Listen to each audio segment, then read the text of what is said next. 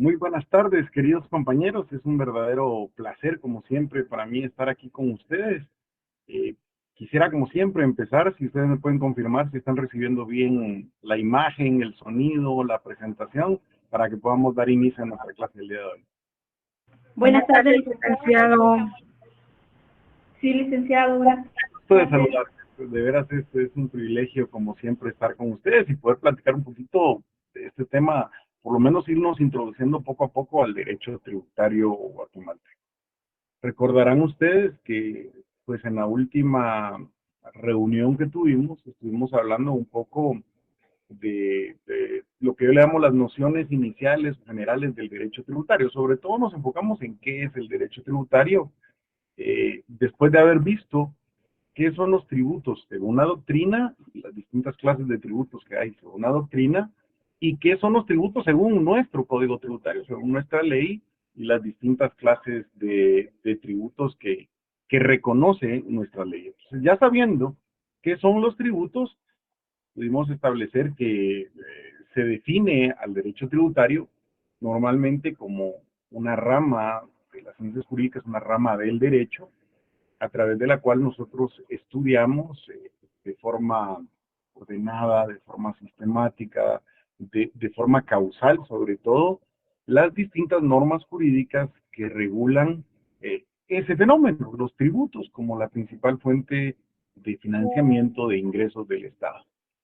También vimos que el estudio de esta rama del derecho pues no solamente comprende el conocimiento y el análisis de esas normas jurídicas, sino sobre todo el conocimiento de los principios que rigen estas normas jurídicas y las doctrinas que las explican. Esa fue la definición general que hacíamos del derecho tributario.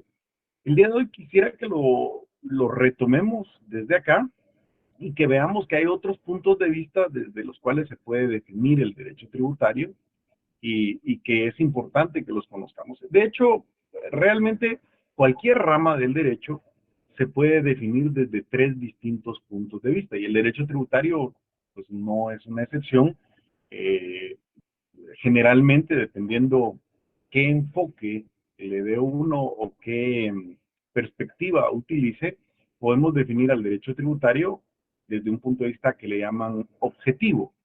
Eh, Desde el punto de vista objetivo se refiere al instrumento, al objeto que se utiliza para poder llevar a cabo esa regulación. Y aquí es muy sencillo. El objeto que se utiliza para eso son las normas jurídicas. También podemos hacer una definición del derecho tributario desde un punto de vista subjetivo.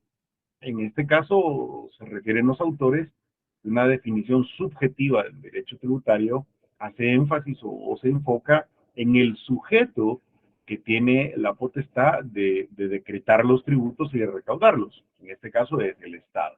Y bueno, para nosotros la definición que más nos interesa y es a la que le hicimos especial énfasis en la clase pasada es desde un punto de vista científico, como parte de las ciencias jurídicas, como parte de la ciencia del derecho, que es cuando dijimos que el derecho tributario pues consiste en una rama del derecho a través de la cual se estudian esas normas jurídicas.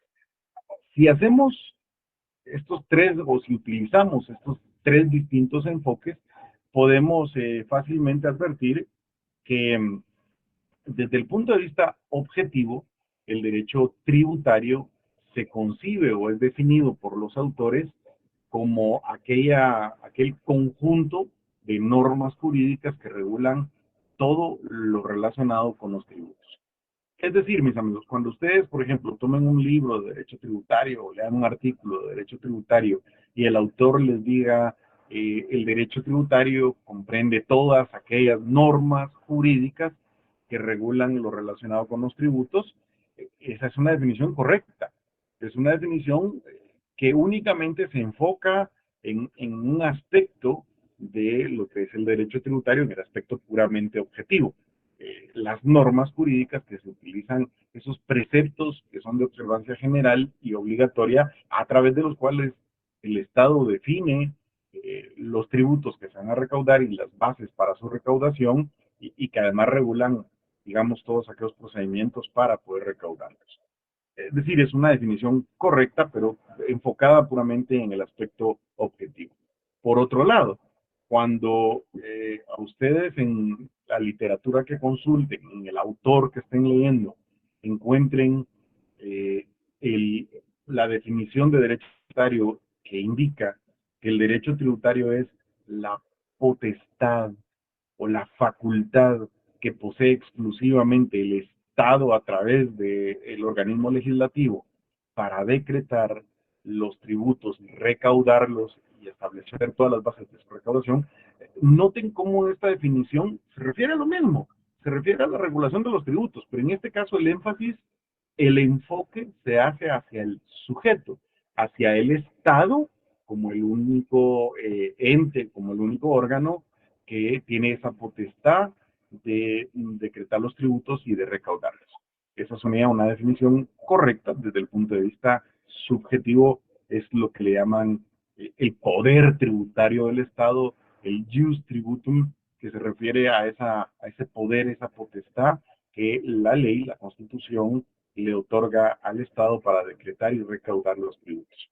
Y por último, pues cuando ustedes encuentran una definición que hace énfasis a que se trata de una ciencia, de una rama del derecho a través de la cual estudiamos sistemáticamente las normas jurídicas, los principios y las doctrinas que sean vinculados o relacionados con los tributos, pues ahí estamos ante una definición puramente científica, le llamo yo, que es a mí la que más me interesa, porque yo siempre he dicho que uno muchas veces comete el error de pensar o de creer que estudiar derecho se trata solamente de memorizar artículos, de memorizar leyes, de memorizar normas jurídicas.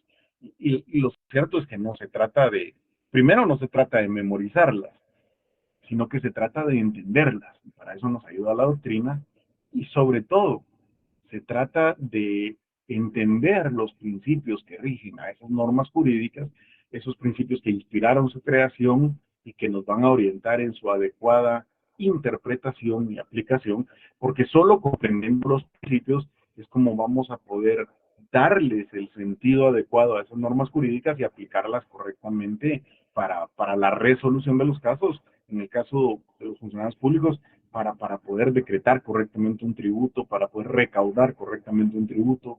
En el caso de nosotros, para poder defender adecuadamente a un cliente que está siendo, digamos, requerido de pago de un tributo, verificar si efectivamente esa obligación tributaria surgió, si esa obligación tributaria fue calculada adecuadamente, si no se ha extinguido por algún motivo, por prescripción, por confusión, por alguno de los motivos que la ley establece para la extinción de las obligaciones tributarias.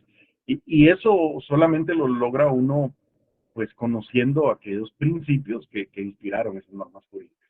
El, digamos, la persona que no conoce los principios que inspiran las normas jurídicas y que no estudia la doctrina que explica esas normas jurídicas, pues podrá memorizarlas, pero nunca las va a lograr entender adecuadamente y sobre todo no las podrá aplicar adecuadamente.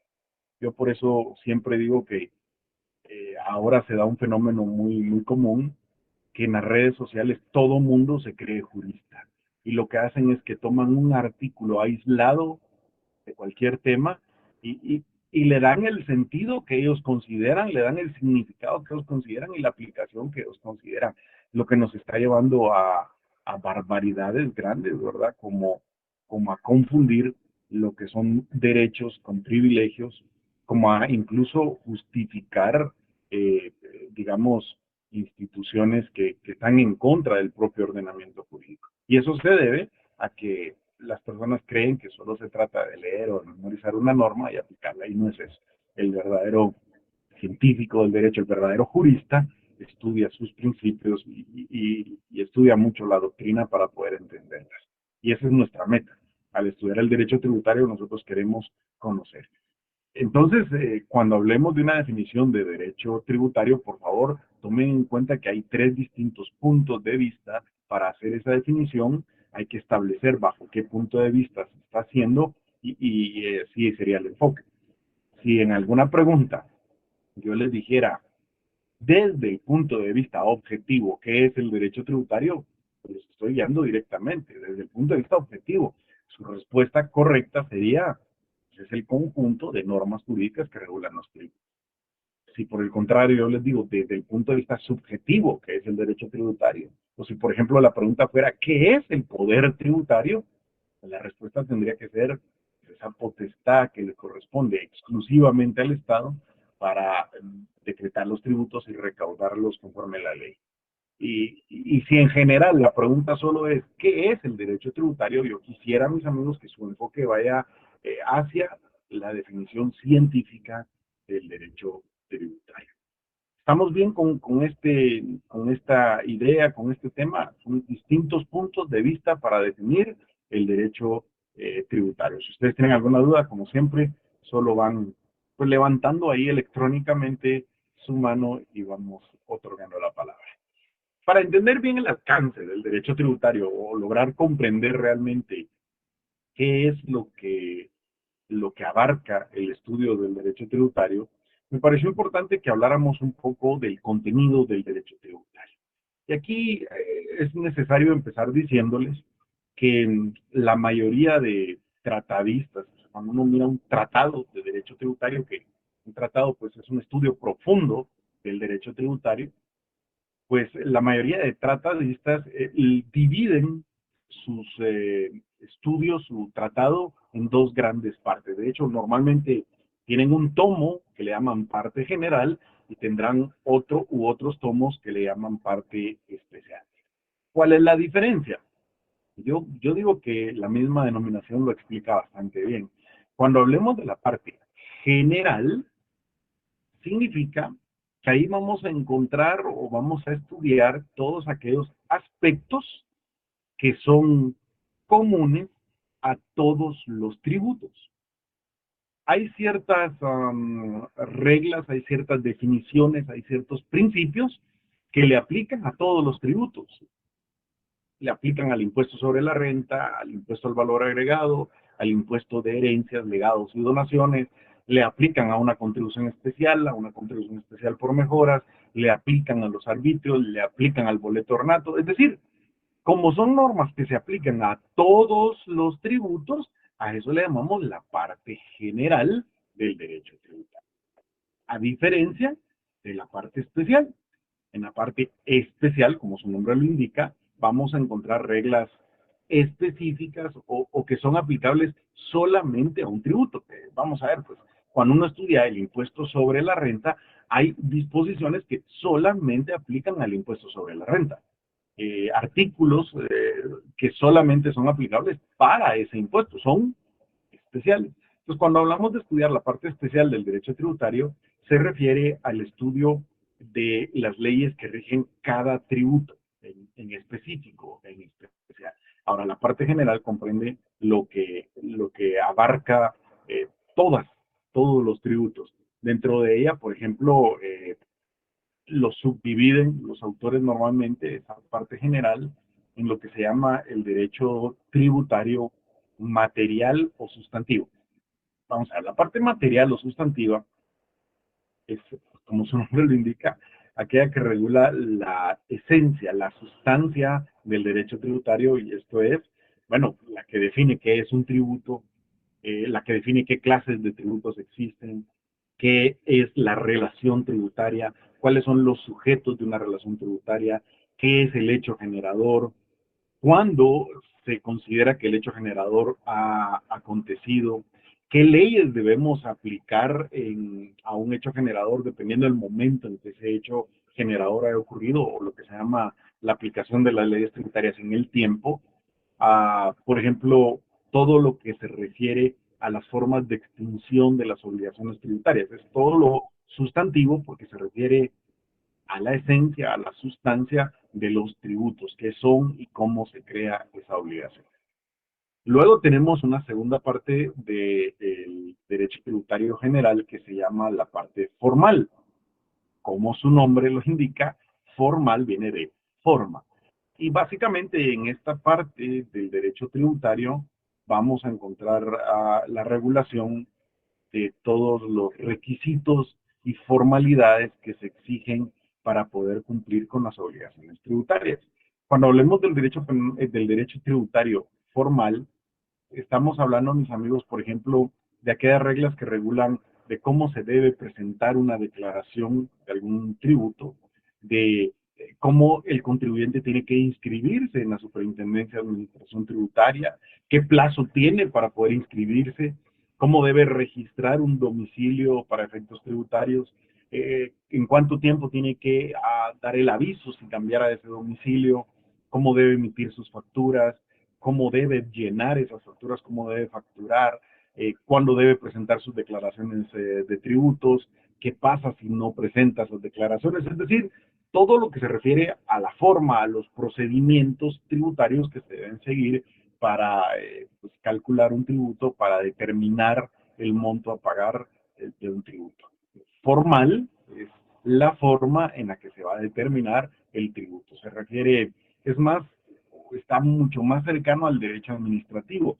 Se requiere aquellos requisitos, formalidades, formularios que la Superintendencia de Administración Tributaria nos impone para poder cumplir con las obligaciones tributarias. Luego tenemos una parte que le llaman la parte adjetiva o procesal del derecho tributario. Bueno, aquí creo que está muy obvio.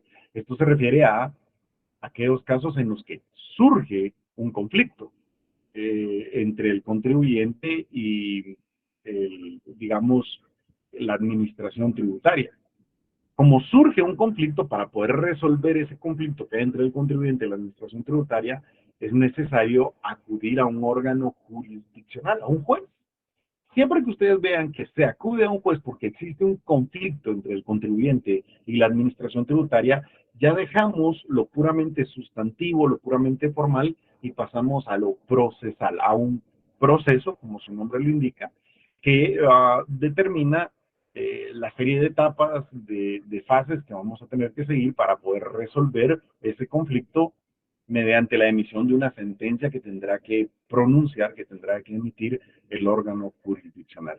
El derecho tributario tiene una parte adjetiva, una parte procesal que abarca pues el estudio del proceso de lo contencioso administrativo, de la casación que se puede promover en el contencioso administrativo, porque el contencioso además es un proceso sumamente interesante, es uno de los pocos procesos en Guatemala que es de única instancia, y por lo tanto la sentencia que emite el tribunal de lo contencioso administrativo no es apelable. Esa sentencia que emite el tribunal, cuando es emitida, únicamente se podrá en todo caso impugnar mediante casación, es que como ustedes habrán visto en procesal civil, se trata de un recurso extraordinario que está dado en función de una correcta aplicación de la ley y no tanto de los intereses de las partes. De tal suerte que el estudio del derecho procesal tributario abarca el contencioso administrativo y su casación, el proceso de lo económico coactivo, que es un proceso de ejecución que se utiliza para el cobro de adeudos tributarios. Eh, bueno, también se estudia acá un poco de lo que es la utilización del amparo. Eh, digamos que en sentido estricto, el amparo no es materia de derecho tributario procesal. El amparo realmente es materia constitucional, de tal suerte que el estudio del amparo debería de realizarse o llevarse a cabo en el curso de Derecho Procesal Constitucional. Sin embargo, normalmente en el curso de Derecho Tributario se incluye el estudio del amparo como un mecanismo, como una garantía constitucional de la cual disponemos para poder, digamos de alguna manera, eh, acudir al órgano jurisdiccional cuando existe una amenaza, un riesgo de que se violen los derechos de una persona, de un contribuyente, o cuando incluso esa violación ha ocurrido y no hay otra forma de poder salvaguardar los derechos del contribuyente en la legislación ordinaria. Así que, aunque no es propiamente procesal tributario, casi siempre se incluye el estudio del amparo o un capítulo del amparo en materia tributaria. Y por último tenemos una parte del derecho tributario que le llaman derecho penal tributario. creo que lo discutimos en alguna clase, la infracción de normas tributarias eh, puede implicar la comisión de delitos. La infracción de normas tributarias puede constituir una infracción administrativa que en todo caso la sancionaría la Superintendencia de Administración Tributaria cuando se trata de la omisión de una formalidad, de un requisito. Y eso se estudia, de hecho, en la parte del derecho tributario formal. Por ejemplo, cuando uno presenta extemporáneamente su declaración tributaria, se la acepta, pero le cobra o le impone una multa por esa presentación extemporánea. No es que esté incurriendo en una actividad delictiva, sino está obviando una formalidad, un requisito. Ahora bien, cuando la persona deliberadamente, conscientemente, con intención, busca infringir las normas tributarias para no pagar el tributo o para pagar inadecuadamente el tributo pagando menos, puede incurrir en la comisión de un delito tributario. Y, y bueno, en sentido estricto, el estudio de ese delito pues corresponde al derecho penal. Eso se debería, o eso lo deberían de estudiar los penalistas.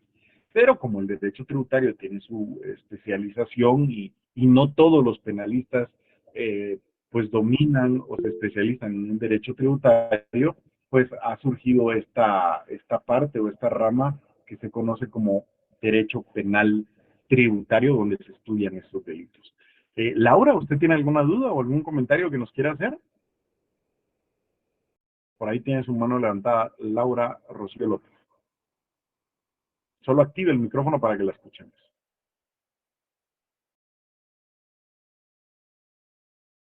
Bien, no tiene la manita levantada ahí. Si quiere algo, solo active el micrófono y la escuchamos, ¿verdad? Si no, posiblemente se le activó por error.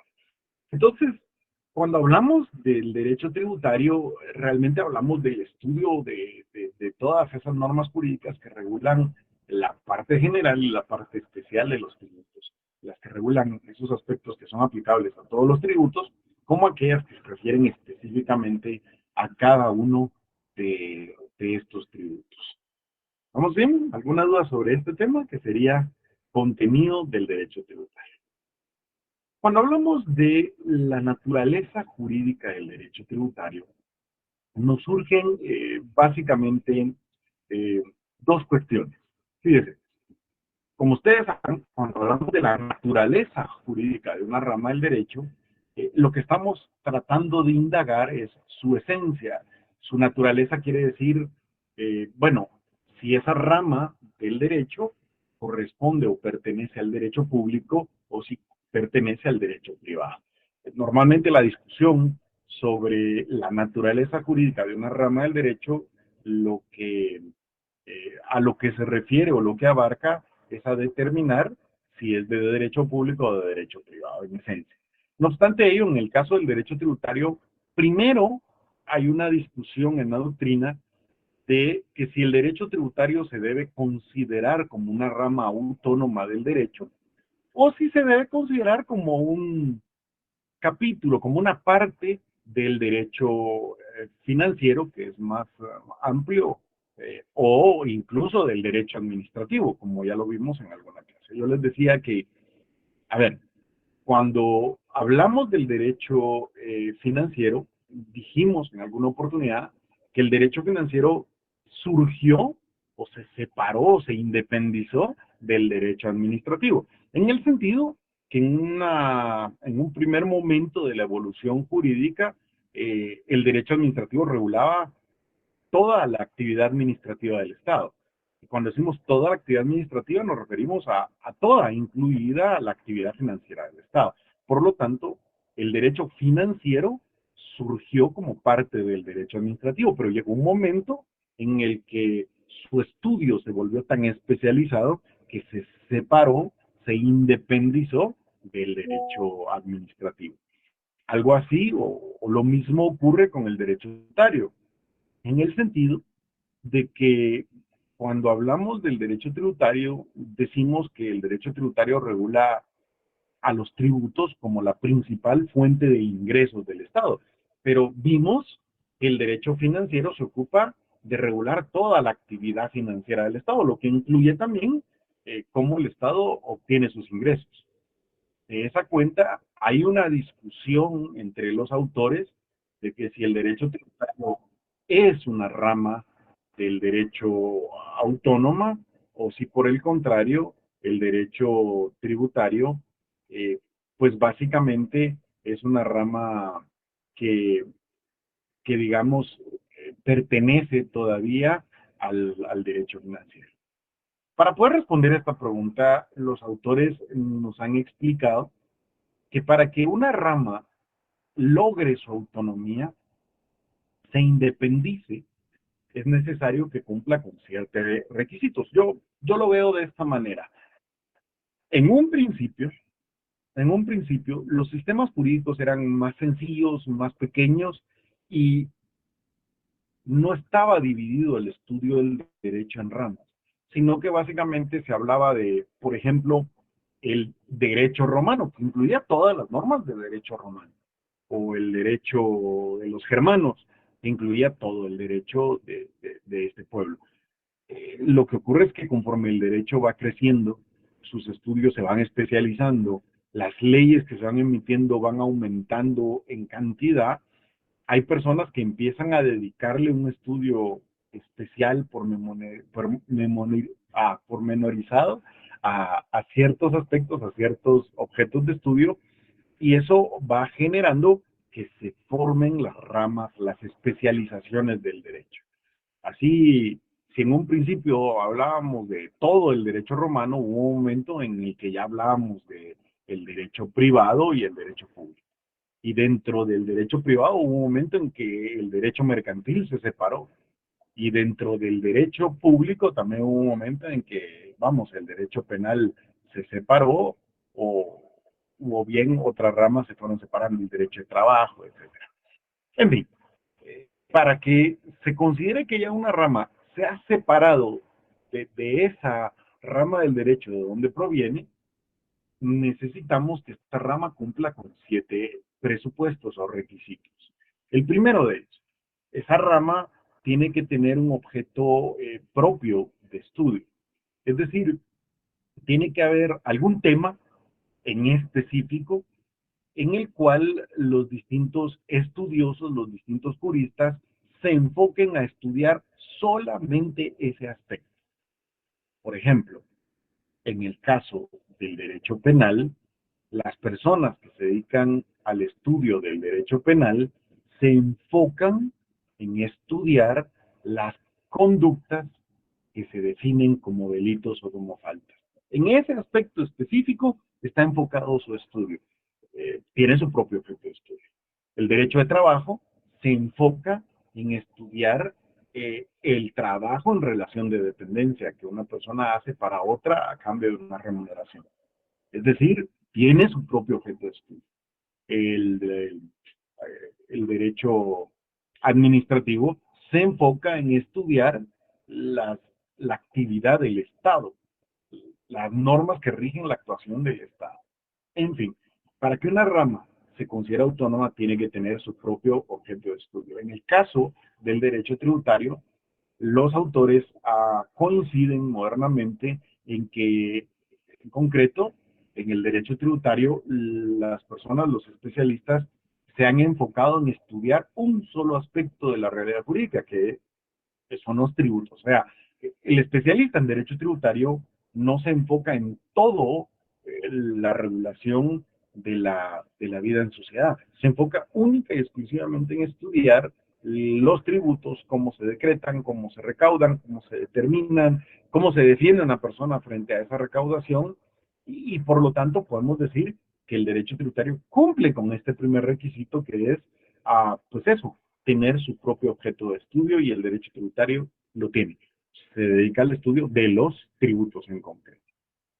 En segundo lugar, para que una rama se considere autónoma es necesario que tenga leyes propias, su propio conjunto de normas jurídicas especializadas en ese objeto de estudio, que era los tributos. Es decir, originalmente las ramas estaban comprendidas todas Bueno, primero estaban dispersas en leyes que en la misma ley regulaban aspectos sobre el matrimonio y sobre los tributos, o sobre los tributos y los delitos, o sobre el trabajo y los tributos. Es decir, no se habían especializado. Pero conforme el estudio va avanzando y se va especializando, se emiten leyes que son específicamente dirigidas a regular los tributos y las bases de su recaudación. Cuando encontramos cierto número de leyes que están, digamos, especializadas en la regulación de los tributos, podemos decir, bueno, en este caso el derecho tributario pues, tiene en ese aspecto autonomía, porque básicamente tiene sus propias leyes, como en el caso de Guatemala. Si ustedes miran, tenemos un código tributario, una ley del impuesto sobre la renta, una ley del impuesto al valor agregado, tenemos, por ejemplo, la ley que regula el impuesto sobre herencias, legados y donaciones. En general, pues tenemos leyes que son específicas para la regulación de los tributos, de tal suerte que podríamos decir que el derecho tributario también cumple con este segundo aspecto de tener normas jurídicas especializadas. Ahora bien, no se logra la plena autonomía hasta que la rama en cuestión va generando sus propios principios que la diferencian de otras ramas del derecho. Lo que diferencia, por ejemplo, al derecho civil del derecho mercantil es que, aunque las normas pudieran parecerse mucho, mire que, por ejemplo, en civil usted encuentra regulación de contratos y en mercantil encuentra regulación de contratos. Incluso hay ocasiones que regulan el mismo contrato. Por ejemplo, en civil usted encuentra el contrato de compraventa y en mercantil está la compraventa mercantil. Y entonces uno dice, bueno, pero esto es lo mismo. Pero hay una gran diferencia. La compraventa civil se rige por otros principios, mientras que la compraventa mercantil tiene principios propios que inspiran a esa rama del derecho. Eso hace, cuando una rama genera sus propios principios, y eso se debe a que los estudios han profundizado tanto que los autores han encontrado que las reglas de esa rama del derecho se deben de interpretar de una forma distinta, se deben de aplicar de una forma distinta a otras ramas del derecho y eso hace la diferencia absoluta entre una rama del derecho y otra. En el caso del derecho tributario van a ver ustedes que los autores, después de estudiarlo profundamente, han determinado, por ejemplo, que uno de los principios rectores que debe, eh, digamos, ser esencial en todas las leyes tributarias es que no se puede crear un tributo si no es a través de una ley, porque de lo contrario se estaría ante la posibilidad de una arbitrariedad. Y eso le llamaron principio de legalidad tributaria. O, por ejemplo, los autores se dieron cuenta que para decretar un tributo es necesario tomar en cuenta la capacidad que la persona a quien va dirigida ese tributo tiene de pagar. Se llama principio de capacidad de pago.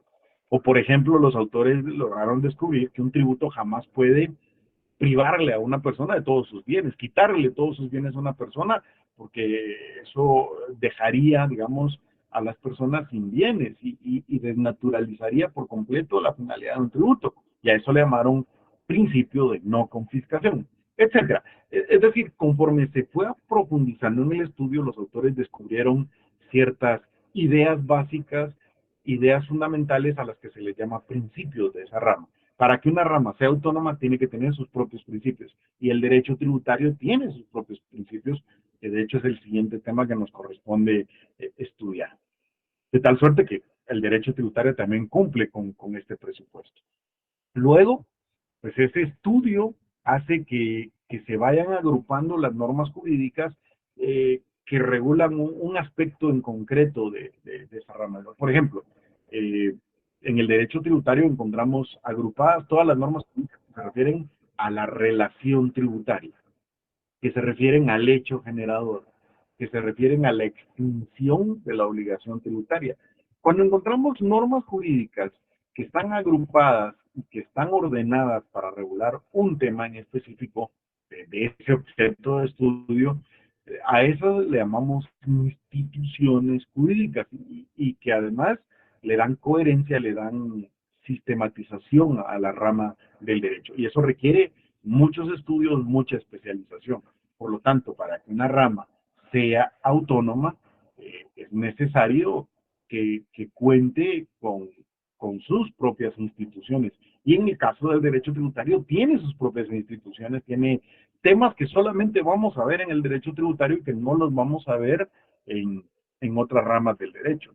Esto de las instituciones jurídicas se refiere, no se refiere a órganos administrativos, sino que por palabra, aquí la palabra institución está dada en el sentido de los temas, los grandes temas que comprende el estudio del derecho tributario. Como se hacen estudios especializados, se dice que para que una rama sea autónoma es necesario que los juristas hayan profundizado en la reflexión científica de esa rama, hayan hecho investigaciones, hayan hecho estudios y hayan generado su propia doctrina. O sea, es necesario que encontremos tratados de derecho tributario, manuales de derecho tributario, libros de derecho tributario, eh, artículos de revistas especializadas de derecho tributario, todo lo que yo le llamo la literatura jurídica especializada. Si una rama realmente es autónoma, entonces vamos a encontrar que los autores se dedican al estudio específico de esa rama y por lo tanto esa rama tiene su propia doctrina. Como en el caso del derecho tributario, que ustedes se recordarán que en la primera clase hablamos de algunos libros que yo recomendaba o que les podía recomendar que pueden ayudarlos o guiarlos en su estudio del derecho tributario. Así que pues el derecho tributario también cumple con este quinto requisito y tiene su propia doctrina. La autonomía plena se va logrando en el momento en que se dan las últimas dos características o presupuestos que se exigen para ello, que es que esa rama llegue a tal grado de especialización que vean la necesidad de que ya los conflictos que surgen entre las personas con motivo de este tema no sean conocidos por los jueces comunes. O sea, se necesita que existan órganos jurisdiccionales específicos para el tema tributario y que tengan sus propios procedimientos porque las normas tributarias son distintas que las normas civiles, por ejemplo. Aquí la idea sería, vamos, si no es lo mismo resolver un caso civil, que es entre dos particulares, que un caso tributario, que es entre el Estado y un contribuyente que está en una distinta relación o posición jerárquica. No es lo mismo aplicar normas del derecho civil que normas del derecho tributario y por lo tanto se necesitan órganos jurisdiccionales especializados y procedimientos especializados para que una rama digamos que es plenamente autónoma. Como en el caso del derecho tributario, que en Guatemala, si bien es cierto, digamos que el conocimiento de los conflictos tributarios se le asigna al Tribunal de lo Contencioso Administrativo, lo que sí es cierto es que el Código Tributario regula que ese tribunal va a conocer con salas que estén integradas por magistrados especializados en derecho tributario. Es decir, crea sus propios órganos jurisdiccionales.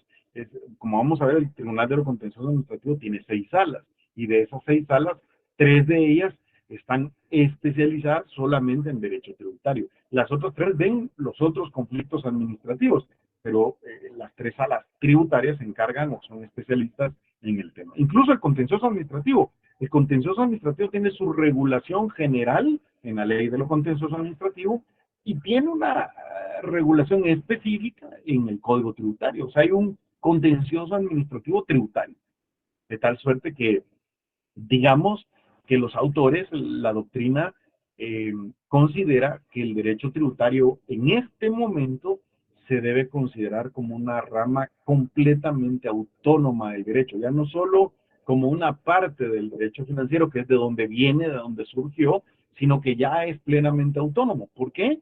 Bueno, porque la especialización, el estudio ha llegado a tal profundidad que ya se necesita, bueno, dedicarle un estudio específico, pormenorizado a esta rama del derecho, que es distinta de otras ramas del derecho, que se rige por distintos principios, que tiene distintas normas, que tiene distintos órganos y además tiene distintos procedimientos.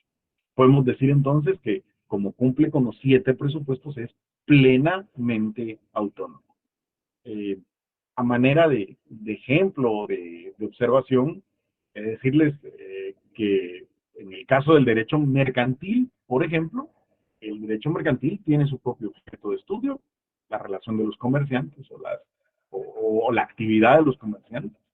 Tiene su propio conjunto de normas jurídicas, tiene el Código de Comercio de Guatemala, que ustedes han estudiado, tiene sus propios principios, recuerdan, la buena fe, la verdad sabida, el interés de lucro, toda prestación se presume onerosa, etcétera. Los principios específicos del derecho mercantil tiene sus propias instituciones, o sea, hay instituciones, por ejemplo, lo mismo de los comerciantes sociales, el registro mercantil, los títulos de crédito, que son instituciones que solo las vemos en derecho mercantil y tiene su propia doctrina. O sea, hay autores que se dedican única y exclusivamente a investigar y a escribir sobre el derecho mercantil.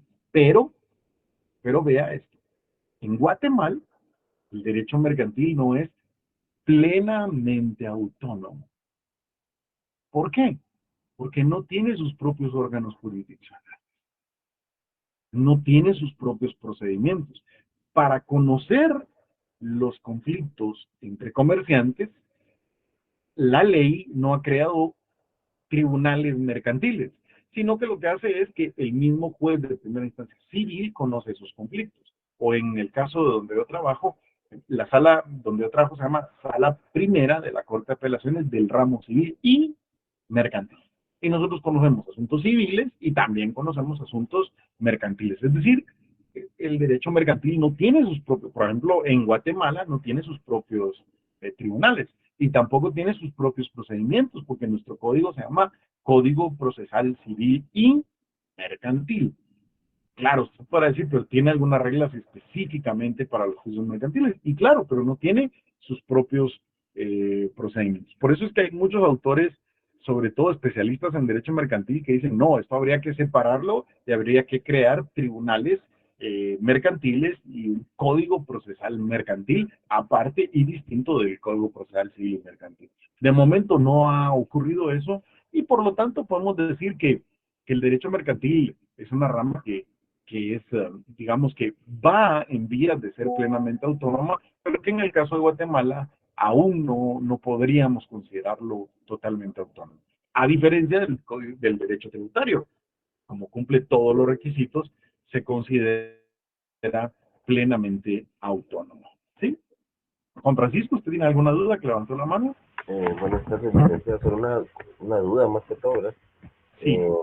Usted mencionaba que el derecho tributario se miraba en las salas de lo contencioso administrativo, pero recuérdenme nada más, esto es en la Corte Suprema de Justicia.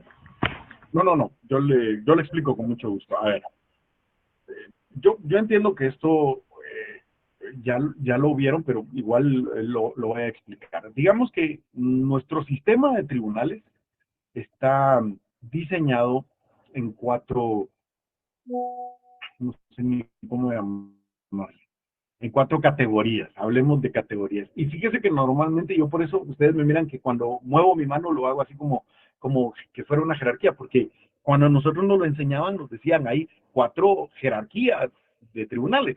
Incluso mi maestro lo dibujaba en una pirámide.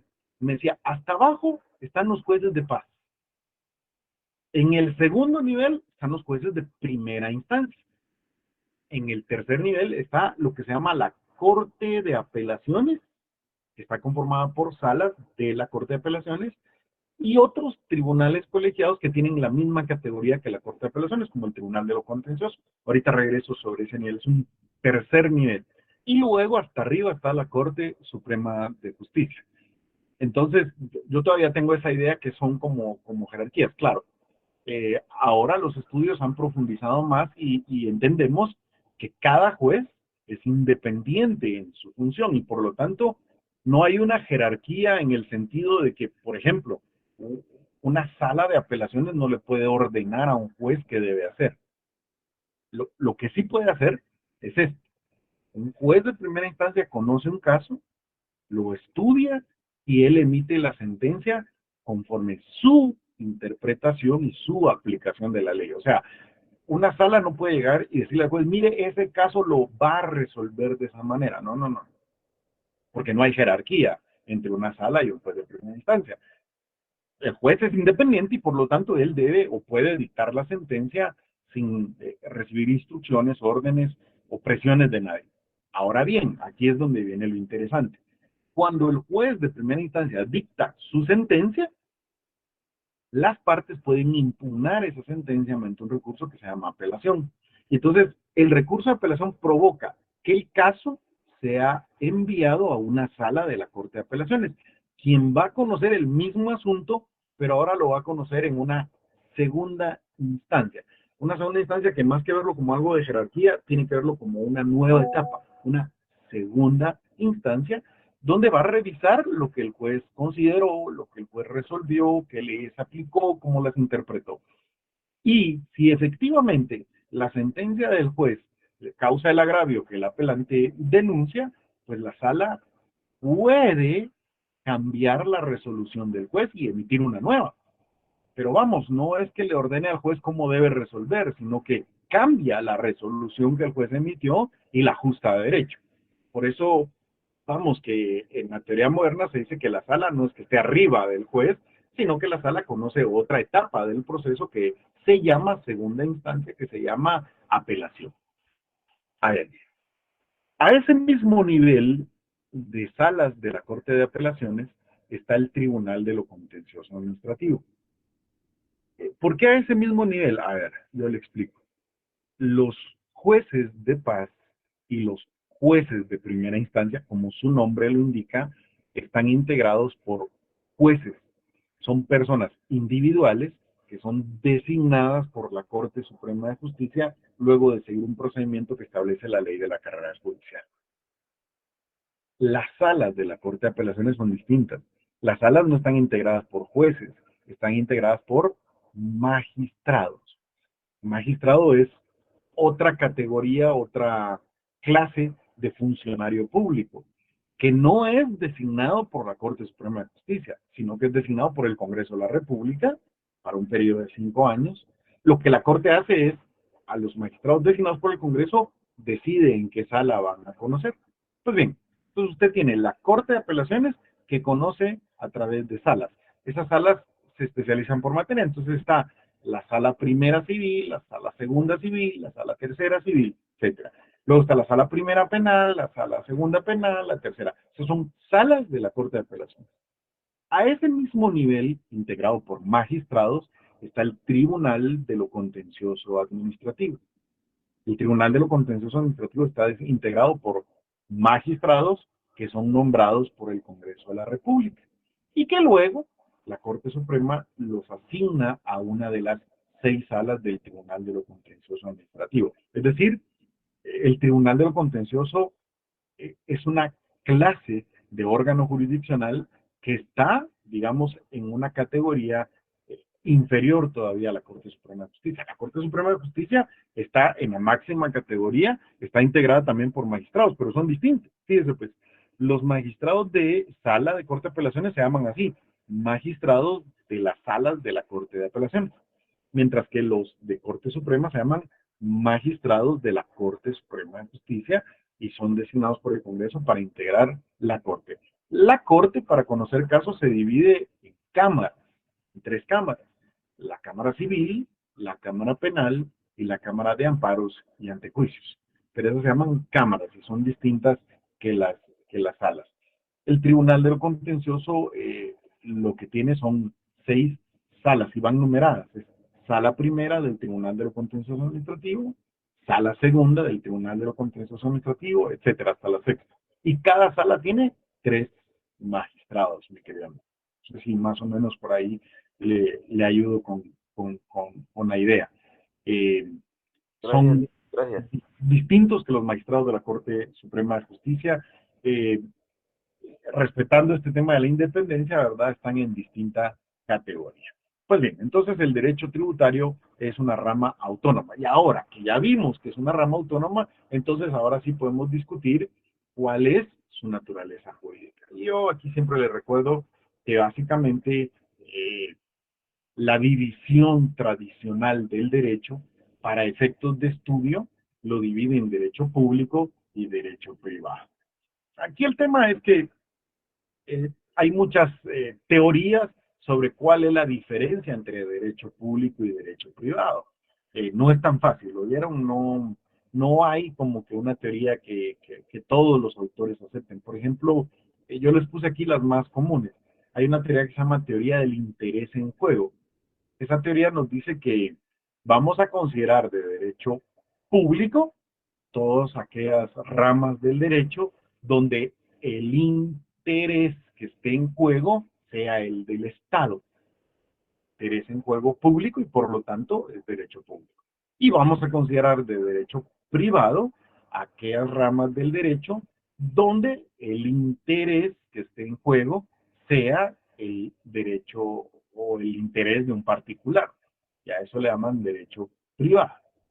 Eh, Conforme esa categorización o esa teoría, normalmente en el derecho público ubican al derecho constitucional, al derecho penal, al derecho de trabajo, al derecho administrativo. Y en el derecho privado ubican al derecho civil, al derecho mercantil y, bueno, algunos autores al derecho notarial, aunque yo en lo personal no estoy de acuerdo con eso. Pero digamos que es una de las teorías más aceptadas que hay en nuestro medio. Tiene un problema esta teoría del interés en juego y es que hay ocasiones en que es muy difícil pues establecer cuál es el interés que se encuentra realmente en juego. Por ejemplo, en el caso del derecho de trabajo, si usted se pone a pensar cuál es el interés en juego ahí, pues algunos le van a responder, ahí el interés es el del patrono y el del trabajador. Son intereses particulares realmente y por lo tanto el derecho de trabajo debería ser de derecho privado. Otros le dirán, no, no, no, no, ahí el interés que está en juego es el interés público, porque a todos nos interesa que se cumpla con las normas laborales y por lo tanto va a estar del lado del derecho público. Hay una discusión ahí sobre si debería ser de derecho público o de derecho privado, sobre todo porque esta teoría es como muy ambigua. ¿Cómo determinamos cuál es el interés en juego? Eh, pues no es tan fácil, ¿verdad? De tal suerte que hay otros autores que no les gusta esta teoría y adoptan una teoría que se llama teoría de la naturaleza de la relación. Esta teoría nos dice que, a ver, hay las ramas del derecho regulan relaciones entre personas y lo que hay que estudiar es la naturaleza de esas relaciones. Por ejemplo, si la relación se da entre dos personas que están al mismo nivel, que pueden negociar, que tienen los mismos derechos, que tienen las mismas posiciones, esa es una relación de derecho privado. Por ejemplo, cuando una persona va a vender su casa, pues busca un comprador, se ponen de acuerdo en el precio y la venden. Esa es una relación entre dos personas iguales que están al mismo nivel y que por lo tanto tienen la capacidad de negociar libremente. Y eso es derecho privado. Otras relaciones son entre, por ejemplo, un particular y el Estado. Si usted piensa, por ejemplo, en el caso del derecho penal, el Estado no me pregunta si mi conducta yo considero que está bien o que está mal o que es delito o no. El Estado me dice, esta conducta es delictiva y si usted la comete lo voy a sancionar con la imposición de una pena. De tal forma que ahí el Estado está en una posición de supraordenación. No está al mismo nivel, sino que está en una posición arriba, imponiéndole su voluntad al particular. Según esta teoría, entonces, en las relaciones en las que el Estado, digamos, de alguna manera se encuentre en una posición de supraordenación, lo que vamos a tener es una relación de derecho público. Mientras que en las relaciones en las cuales el Estado se encuentre al mismo nivel que los particulares o en las relaciones en las que los particulares estén vinculados entre sí, en ese caso estaremos ante una relación de derecho privado. Eso es lo que normalmente nos dice esta teoría. Y nuevamente, al aplicar esta teoría, pues clasifican en el derecho público el derecho constitucional, el derecho penal, el derecho de trabajo, el derecho administrativo, y en el lado del derecho privado dejan normalmente al derecho civil y al derecho mercantil. Con esta teoría, normalmente los autores clasifican al derecho notarial del lado del derecho público.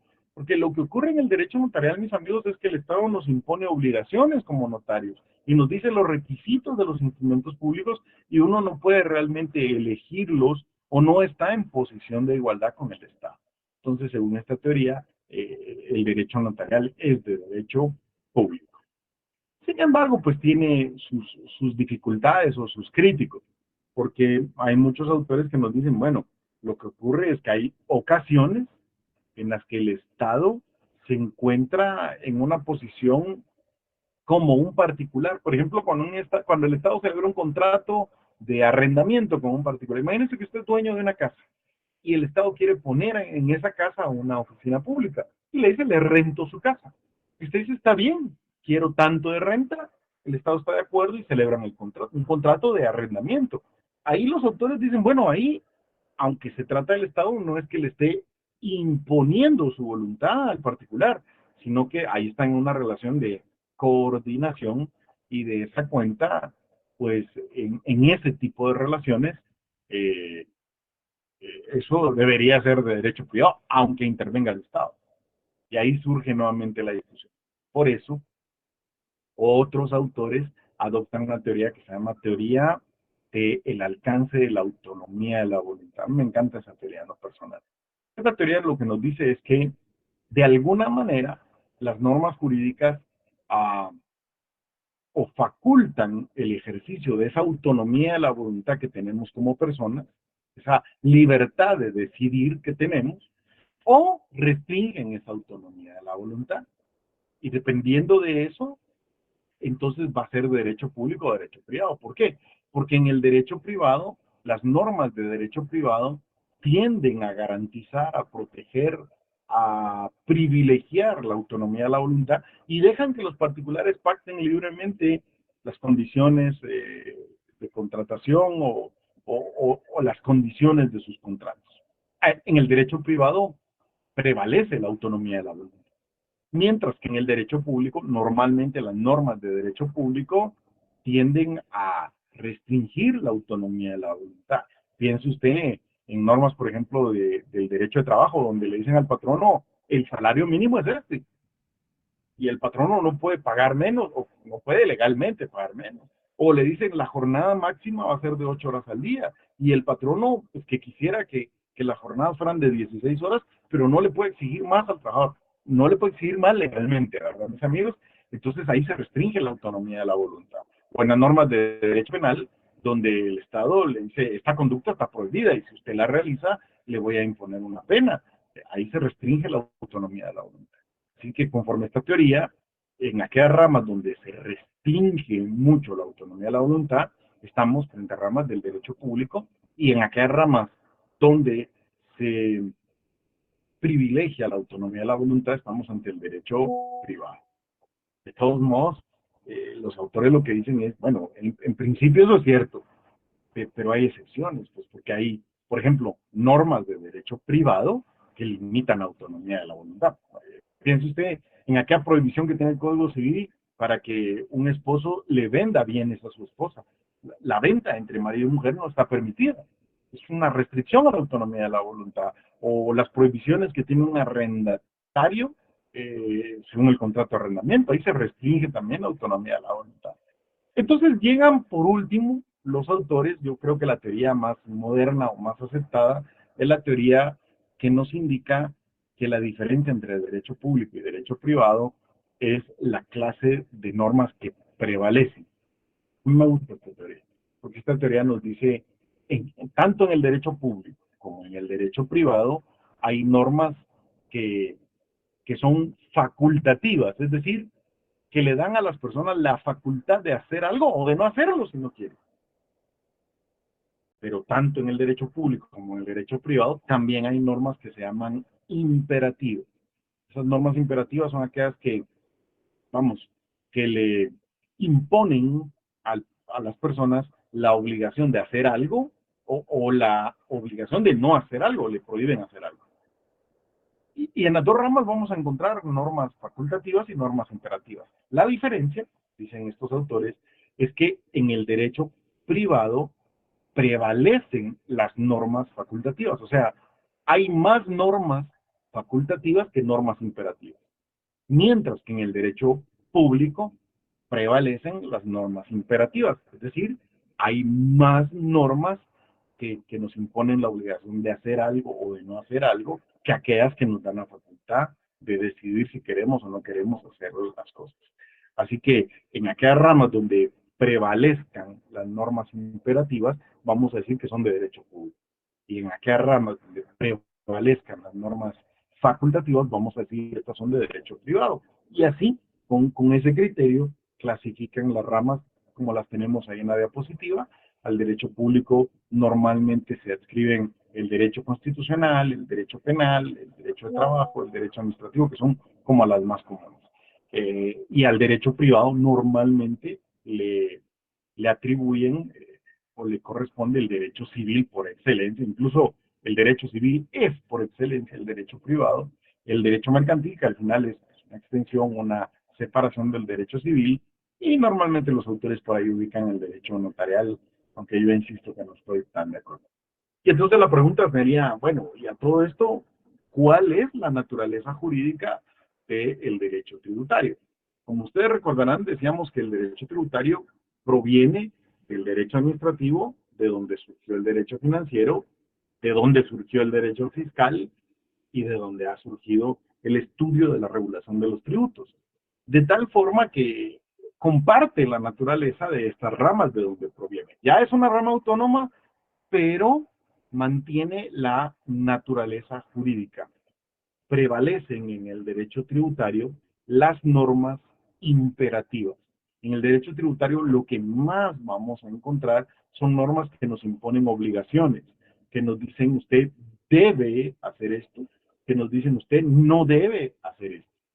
Encontraremos en algunos casos algunas normas facultativas, pero esas serán menos, porque en el derecho tributario prevalecen las normas imperativas. Así que, si la pregunta fuera, ¿cuál es la naturaleza jurídica del derecho tributario? Yo creo que la respuesta correcta, según todo lo que hemos discutido, es que el derecho tributario actualmente se considera una rama autónoma del derecho que pertenece al derecho público, mis queridos amigos.